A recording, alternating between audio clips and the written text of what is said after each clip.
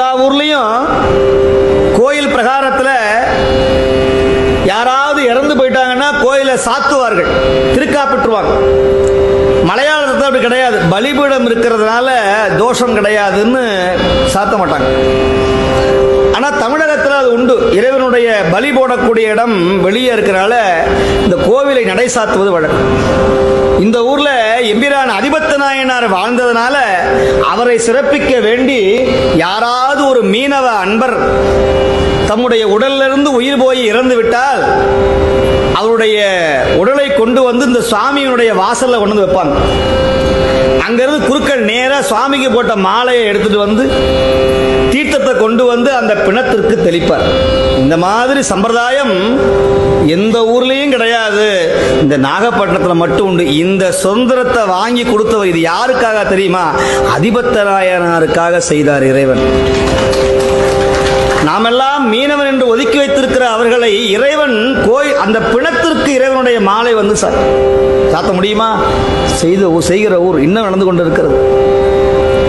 யோசிச்சு பாருங்க. பல நாள் வயிற்றுல பட்டணி, உணவு கிடையாது. குடிசை வீட்டில் நுழைப்பாடியில் வாழ்கிறார் ஒரு தொண்டர். அவருக்கு கையில ஒரு பைசா கிடையாது. அடியாருக்கு சோறு போட முடியாது, இறைவனுக்கு மலர் மாலை சூட்ட முடியாது, தொண்டு செய்ய முடியாது. ஆனால் ஒன்று மட்டும் செய்ய முடியும், தான் பிடிக்கிற மீனை எடுத்து ஒரு மீனை சிவார்ப்பணம் என்று கடலிலே விட முடியும். மீன் பெருமானுக்கு போய் சேருமா? அன்பினால் எதை செய்தாலும் இறைவன் ஏற்றுக்கொள்ளுவார். கல்லில் அடித்தாலும் ஏற்றுக்கொண்டான், காலில் உதைத்தாலும் ஏற்றுக்கொண்டான், வில்லால் அடித்தாலும் ஏற்றுக்கொண்டான். எல்லாம் வல்ல கண்ணுதல் கடவுள் கைலாய அத்தன். அப்படி மீனை பிடிச்சு கீழே விட்டார். 1000 மீன் கிடைச்சவருக்கு ஒரு நாள் 500 மீன் கிடைச்சது, 300 மீன் கிடைச்சது, 200 கிடைச்சது, 100 கிடைச்சது, 10 கிடைச்சது. கடைசியில் ஒன்னே ஒண்ணுதான், அதுவும் பல மாதமா கிடைச்சது. ஒரே ஒரு மீன் கிடைக்கும், ஒரு 20 கிலோ 30 கிலோ மீன். அதை கொண்டு போய் வித்தாருன்னா அவர் 2 நாளைக்கு சாப்பிடலாம் அந்த வருமானத்தை வைத்துக் கொண்டு. அவர் அசைவம் புசைப்பார் இல்லை, நீங்க தவறா புரிஞ்சு கூடாது. அந்த வித்து அந்த பணத்தை வைத்து அவருடைய குலத்தொழில், அது தர்மம். ஆனா எல்லாரும் நிப்பாங்க, அப்பா அதிபத்தா நீ உனக்குதான்பா ரொம்ப யோகம், எங்களுக்கெல்லாம் பாரு 1 கிலோ 2 கிலோ தான் கிடைச்சது, உனக்கு மட்டும் 20 கிலோ மீன் கிடைச்சது. அப்படியா அப்படின்னு அந்த மீனை கையில எடுப்பார். ஓம் சிவாய நம அப்படின்னு கடலை விட்டுருவார். என்னப்பா அப்படி பண்ணிட்டியே, இப்படி கஷ்டப்பட்டு ஆழ்கடல்ல வந்து சாப்பாட்டுக்கு வழி இல்லாம இருக்கிறமே, நீயே சாப்பிட்டு பல நாள் ஆச்சு, இப்படி கிடைச்ச ஒரு மீனையும் சிவார்ப்பணம் கடல்ல வரும், எங்கள்கிட்ட கொடுத்தாது பரவாயில்ல. இல்லப்பா, நான் செய்யற தொண்டை வழுவாமல் செய். இப்படி பல நாள் பட்டினி இருந்தார். ஒரு நாள் அல்ல, 2 நாள் அல்ல. சிவபெருமான் இவரை சும்மா விடுவாரா? இல்லை. நல்ல வைரம், மரகதம், கோமேதகம் எல்லாம் வைரங்கள் பதிச்ச ஒரு அற்புதமான விலை மதிப்பில்லாத ஒரு மாணிக்க மீனை கடலிலே சுயம்புவாக தோற்றுவித்தார்.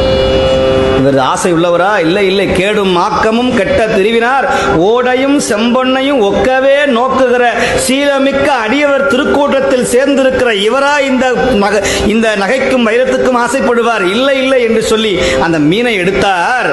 இதுவும் எங்கள் பெருமானுக்கே போய் சேரட்டும் என்று இந்த உலக பாசத்தை கைவிட்டு நழுவினார். இந்த மீனை போட்ட உடனேயே வானத்திலிருந்து மரகத கொடியோடு தோன்றினார் இறைவன் அம்மையோடு அப்பனாக. அப்பா அதிபத்தா, என்னை உலக சுகபோகங்களை விட்டாய், இனி நம் வாழக்கூடிய கைலாயத்தில் உனக்கு சுகமிக்க வாழ்வு தருகிறோம் வா என்று சொல்லி அவர் திருமிகு மனைவியாரோடு அதிபத்த நாயனாரை மீனவரை கட்டி தழுவி அழைத்து கொண்டு சென்ற ஊர் இந்த நாகைப்பட்டினம். ஒரு சாதாரண மீனவருக்கு இறைவன் அருள் வழங்குகிறார் அப்படின்னு சொன்னால், நாயன்மார்கள்ல ஜாதி பேதம் என்பது கிடையாது, தொழில பேதாபேதம் கிடையாது, செய்கிற தொண்டில் தான் எது என்று இதுதான் உண்மை. இது எல்லா அன்பர்களும் பொன்போல போற்று பாதுகாக்கணும். நாயன்மார் புராணத்தை படிக்கணும், உணரணும். உங்களுடைய வருங்கால